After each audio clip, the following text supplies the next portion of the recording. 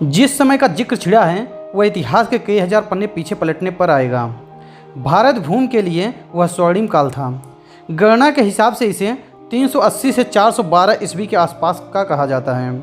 यह समय था गुप्त वंश के उदार साम्राज्य का, और इस दौरान सम्राट की गद्दी पर बैठा था वह बांका जिसे विक्रमादित्य कहा जाता है।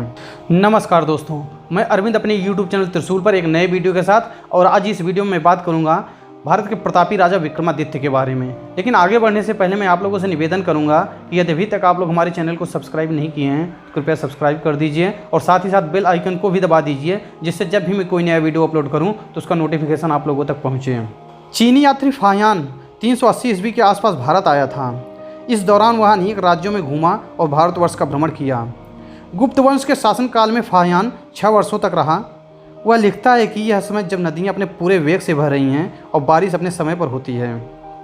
यह ऐसा देश है जहाँ सामान्य जन कृषि करते हैं और व्यापारी भी प्रसन्न हैं। यह गुप्त वंश का शासन है और चंद्रगुप्त सम्राट की गद्दी पर बैठे हैं। उनके पिता समुद्रगुप्त भी तेजस्वी रहे हैं और चंद्रगुप्त इसी परंपरा को बढ़ा रहे हैं। मालवा, काठिया, गुजरात और उज्जैनी को अपने साम्राज्य में मिलाकर उसने अपने पिता के राज्य का और भी विस्तार किया है। भारतवर्ष में विदेशी आक्रांताओं के आने की शुरुआत बहुत पहले से ही हो गई थी। इसी क्रम में शकों ने भारत में ईसा से 100 साल पहले ही आना शुरू कर दिया था। शुंग वंश के कमज़ोर होने के बाद भारत में शकों ने पैर पसारना शुरू कर दिया था। संपूर्ण भारत पर शकों का कभी शासन नहीं रहा। भारत के जिस प्रदेश को शकों ने पहल अपने अधीन किया वह यवनों के छोटे छोटे राज्य थे। सिंधु नदी के तट पर स्थित मीननगर को उन्होंने अपनी राजधानी बनाया। भारत का यह पहला शक राज्य था। इसके बाद गुजरात क्षेत्र के सौराष्ट्र को जीतकर उन्होंने अवंतिका पर भी आक्रमण किया था।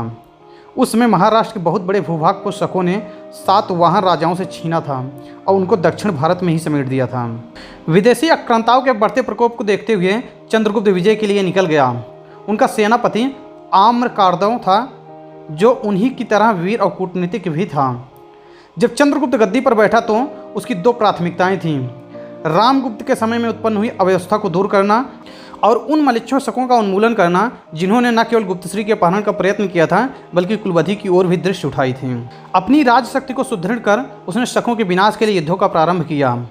गुप्त काल से पहले अवंती पर आभीर या अन्य शूद्रों का शासन था। अपने युद्धक अभियान में चंद्रगुप्त ने आभीर को हरा दिया और इस तरह शकार की उपाधि उसने धारण की। यह समय 385 ईस्वी के आसपास का था। चैत्र शुक्ल प्रतिपदा को तभी से विक्रमी संवत कहा जाता है। चंद्रगुप्त विक्रमादित्य का समय ईसा के 300 साल बाद का है, लेकिन विक्रमी संवत ईसा से 57 वर्ष आगे है। इससे स्पष्ट है कि शकों का दमन पहले भी हुआ है। कहीं कहीं इसी विक्रमी संवत को मालव संवत कहा जाता है। इतिहासकारों में मतभेद है कि चंद्रगुप्त विक्रमादित्य ने ही मालव संवत को अपनी विजय के बाद विक्रमी संवत का नाम दिया था, जबकि कुछ इतिहासकार ईसा से पूर्व भी एक और विक्रमादित्य के होने की पुष्टि करते हैं। ईसा की शुरुआत से 100 वर्ष पहले भारत में शक आ चुके थे और 16 महाजनपदों में बटी भारतीय शासन व्यवस्था को धीरे धीरे तोड़ना शुरू कर दिया था। सिंध से शुरू हुई उनकी यह यात्रा 50 सालों में भारत के मध्य में अवंतिका, जिसे उज्जैन कहा जाता है, वहां तक पहुंच चुके थे। इनका राजा नाहान था, जिसने रास्ते में खूब मारकाट मचाई थी और कहते हैं कि लूटपाट भी की थी। इसी शक राजा का दमन विक्रमादित्य ने किया था और ईसा से 57 साल पहले विक्रमी संवत की शुरुआत की थी। चंद्रगुप्त द्वितीय अथवा चंद्रगुप्त विक्रमादित्य गुप्त राजवंश का राजा था। समुद्रगुप्त का पुत्र चंद्रगुप्त द्वितीय समस्त गुप्त राजाओं में सर्वाधिक शौर्य एवं वीरोचित गुणों से संपन्न था। शकों पर विजय प्राप्त करके उसने विक्रमादित्य की उपाधि धारण की। वह शकार भी कहलाया। एक मत यह भी है कि गुजरात के काठियावाड़ के शकों का दमन कर उनके राज्य को गुप्त साम्राज्य में मिला लेना चंद्रगुप्त द्वितीय के शासनकाल की सबसे बड़ी महत्वपूर्ण घटना है। इसी कारण वह भी शकार या विक्रमादित्य कहलाया। कई सदी पहले शकों का इसी प्रकार के दमन कर सातवाहन सम्राट गौतमी पुत्र सातकर्णी भी शकार कहलाया था। गुजरात और काठियावाड़ की विजय के कारण अब गुप्त साम्राज्य की सीमा पश्चिम में अरब सागर तक विस्तृत हो गई थी। गुजरात काठियावाड़ के शक महाक्षत्रपों के अतिरिक्त गांधार कंबोज के शक मुरुंडों का भी चंद्रगुप्त ने संहार किया था।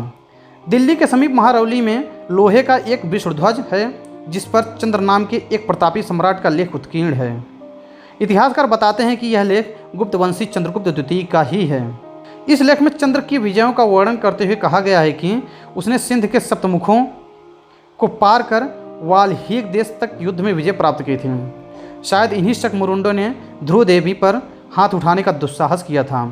अब ध्रुव देवी और उसके पति चंद्रगुप्त द्वितीय के प्रताप ने बल्ख तक इन शकमुरुंडों का उच्छेद कर दिया था और गुप्त साम्राज्य की पश्चिमोत्तर सीमा को सुदूर बंछु नदी तक पहुंचा दिया था। तो दोस्तों, आज के वीडियो में बस इतना ही। अगर आपको हमारा यह वीडियो पसंद आया है तो कृपया लाइक कीजिए और इसे ज़्यादा से ज़्यादा शेयर कीजिए। धन्यवाद।